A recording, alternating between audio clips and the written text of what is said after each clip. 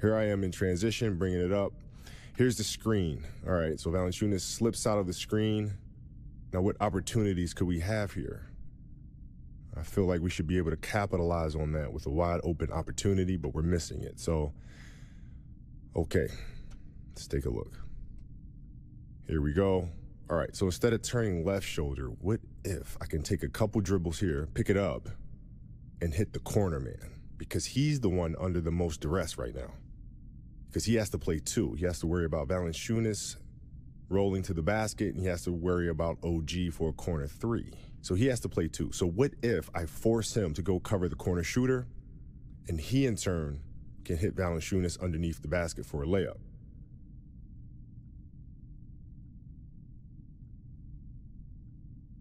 So go corner, and then corner will hit Valanciunas. That could be a great option there.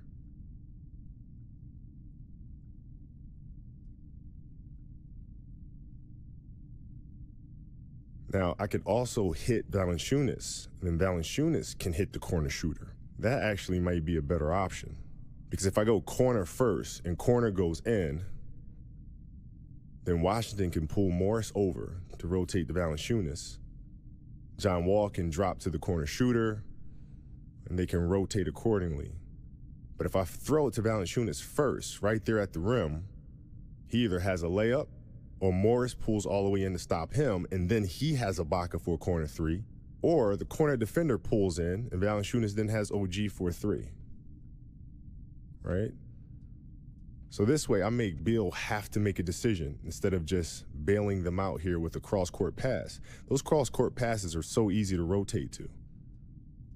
But if I hit the short one, Valanciunas, and then Valanciunas has to make the read. Either he'll have a layup himself, or Beal pulls in, and now he has OG in the corner, or Beal stays out, Morris pulls in, now Valanciunas has Ibaka for a three in the corner. If Wall rotates to Ibaka, then Ibaka has Kyle stepping in there for a three at the wing. Here on this action, I need to bring Valanciunas closer to the wing, bring him further over to me, and set this drag screen roll more on the wing than at the top of the key. Wall is sitting right there on the wing, plugging it up.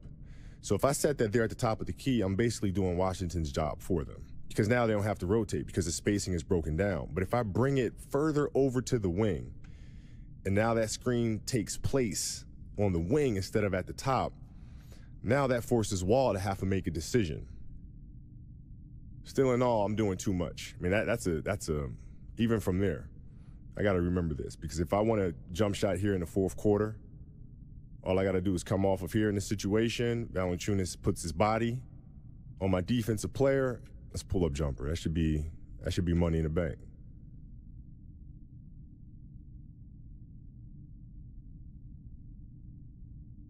No, that's not going to do.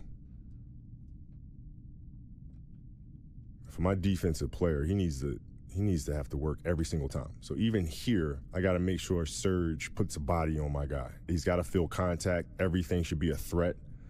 You know, we're kind of going through the motions. Even though it's a play, you still got to carry a threat. The offense should never know that you're just going through the motions of an action as this being one step in a sequence of a play. Your defensive player should feel like at any given moment you may strike. And so to just go through the motions right here, that's not going to cut it. We got to put our body on them. I got to make sure we're a threat. Okay, now here. The big is doing a good job defending two. He's trying to plug up the paint for me and also stay in line with Valanciunas' role. Right? Okay. Defensively, they're also sending me to the left. Why? Because you have three different defensive players here on the weak side that can force me to play in the closet. Okay, so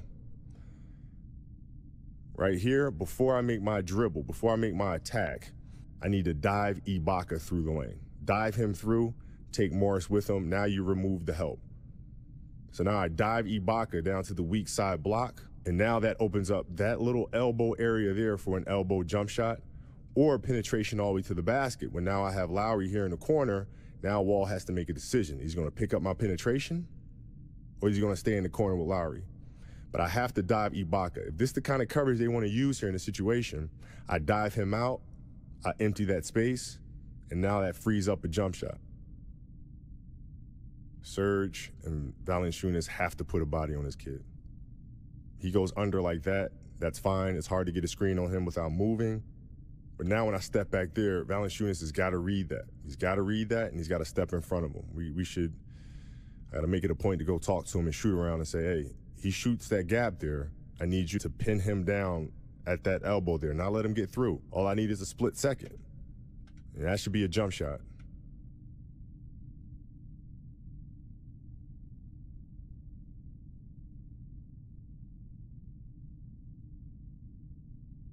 Now, in the next game, they'll probably be ready for this slip action. So what they'll probably do is Beal will pull in closer. Wall will drop back to the elbow. So when Valanciunas catches it, Beal is meeting him there. Wall is ready to rotate first pass out. So when Valanciunas catches it, Beal rotates. Wherever Valanciunas throws the first pass, John Wall's going to pick that up. So I can imagine their defense here being a lot tighter. So that means Valanciunas has got to be ready to make that quick read. So he's got to catch it. Now he's going to have to make a read because Beal's probably going to be up there.